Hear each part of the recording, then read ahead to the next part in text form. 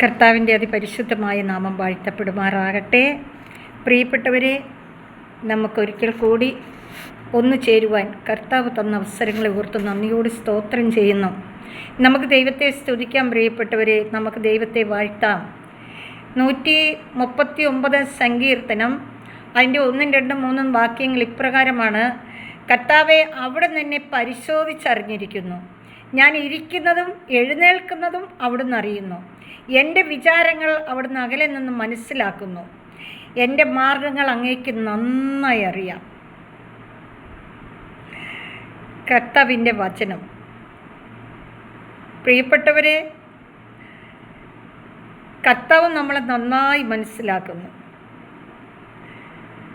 കർത്താവിനല്ലാതെ നമ്മളെ നന്നായി അറിയാവുന്നത് ആർക്കാ?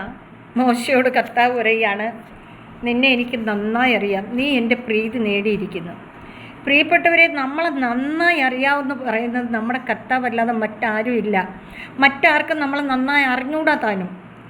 നമ്മളെ പുറമേയാണ് കാണുന്നത്, നമ്മുടെ ഉള്ളം കാണുന്നത് നമ്മുടെ കർത്താവിന് മാത്രമാണ്. അങ്ങനെ നമ്മുടെ ഉള്ളം കാണുന്ന കർത്താവ് നമ്മെ അനുഗ്രഹിക്കും. പ്രിയപ്പെട്ടവരെ, നമ്മളെ രക്ഷിക്കും. കർത്താവിൻ്റെ കരങ്ങളിലാണ് രക്ഷ.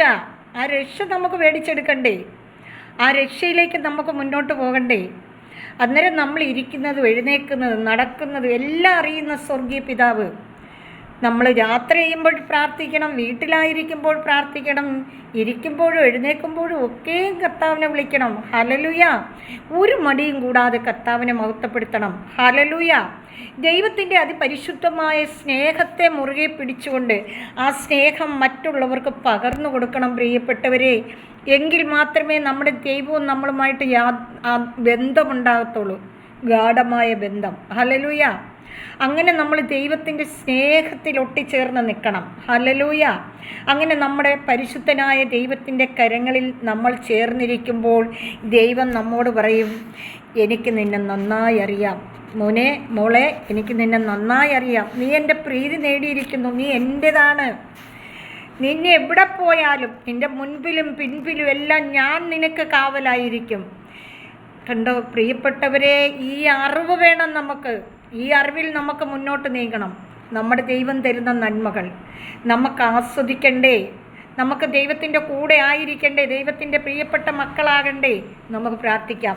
എൻ്റെ എല്ലാ പ്രിയപ്പെട്ടവരെയും ഓർത്ത് ഞാൻ പ്രാർത്ഥിക്കുന്നു. പിതാവേ, ഇപ്പോൾ വിശേഷാൽ പ്രാർത്ഥന ആവശ്യമുള്ള മക്കളെ, രോഗം എന്തെന്ന് കണ്ടുപിടിക്കാതെ ചികിത്സിക്കുന്നവരെ കർത്താവെ അങ്ങയുടെ കരങ്ങളിൽ സമർപ്പിക്കുന്നു. ആ രോഗത്തെ കണ്ടുപിടിച്ച് ചികിത്സിച്ച് ആ രോഗത്തിൽ നിന്ന് പൂർണ്ണ മോചനം നേടുവാൻ തക്കവിധം കർത്താവ് അനുഗ്രഹിക്കണമേ. കർത്താവെ, രോഗികളായ മക്കളെ എല്ലാം സമർപ്പിക്കുകയാണ്. കടബാധ്യതയുള്ള മക്കളെ എല്ലാം സമർപ്പിക്കുകയാണ്.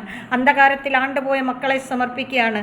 പിതാവേ, വിവാഹപ്രായം കഴിഞ്ഞിട്ടും വിവാഹം നടക്കാത്ത മക്കളെ സമർപ്പിക്കുകയാണ്. പിതാവേ, ഇപ്പോൾ പ്രാർത്ഥന ആവശ്യമുള്ള മക്കളെ സമർപ്പിക്കുകയാണ്. കർത്താവേ, ഇന്ന് ദാരിദ്ര്യത്തിൽ അകപ്പെട്ടു പോയ മക്കളെ സമർപ്പിക്കുകയാണ്. കർത്താവെ, എല്ലാവരെയും അങ്ങ് അനുഗ്രഹിക്കണമേ, വിശുദ്ധീകരിക്കണമേ. ഇപ്പോൾ വിശേഷാൽ പ്രാർത്ഥന ആവശ്യമുള്ള മക്കളെ, പ്രത്യേകമായി പ്രാർത്ഥന ചോദിക്കുന്ന മക്കളെ എല്ലാം സമർപ്പിച്ച് പ്രാർത്ഥിക്കുന്നു. പിതാവെ, എല്ലാവരെയും അനുഗ്രഹിക്കണമേ. ഹല്ലേലൂയ! സ്തോത്രം കർത്താവേ, നന്ദിയോടെ സ്തുതിക്കുന്നു, വാഴ്ത്തുന്നു പിതാവേ. ഹല്ലേലൂയ! അങ്ങ് പരിശുദ്ധൻ, പരിശുദ്ധൻ, പരിശുദ്ധൻ, പരിശുദ്ധൻ. എൻ്റെ പിതാവ് പരിശുദ്ധൻ. എൻ്റെ പിതാവേ, അങ്ങ് പരിശുദ്ധനായിരിക്കുന്നത് പോലെ എൻ്റെ പ്രിയപ്പെട്ട സഹോദരങ്ങളെല്ലാം പരിശുദ്ധരായിരുന്ന് അങ്ങേ മഹത്വപ്പെടുത്തുവാനുള്ള കൃപയാൽ ഇവരെ എല്ലാം പൊതിയണമേ എന്ന് പ്രാർത്ഥിക്കുന്നു. പിതാവായ ദൈവത്തിൻ്റെ സ്നേഹവും പുത്രനായ ദൈവത്തിൻ്റെ കരുണയും പരിശുദ്ധാത്മാവിൻ്റെ അഭിഷേകം കൊണ്ട് എൻ്റെ എല്ലാ പ്രിയപ്പെട്ടവരെയും എന്നെയും കുടുംബത്തെ നിറയ്ക്കുമാറാകണമേ എന്ന് പ്രാർത്ഥിക്കുന്നു. നിത്യം പിതാവും പുത്രനും പരിശുദ്ധാത്മാവുമായ സർവേശ്വര എന്നേക്കും ആമേൻ. സർവശക്തനായ ദൈവം നിങ്ങളെല്ലാം അനുഗ്രഹിക്കട്ടെ. ആമേൻ. Praise the Lord.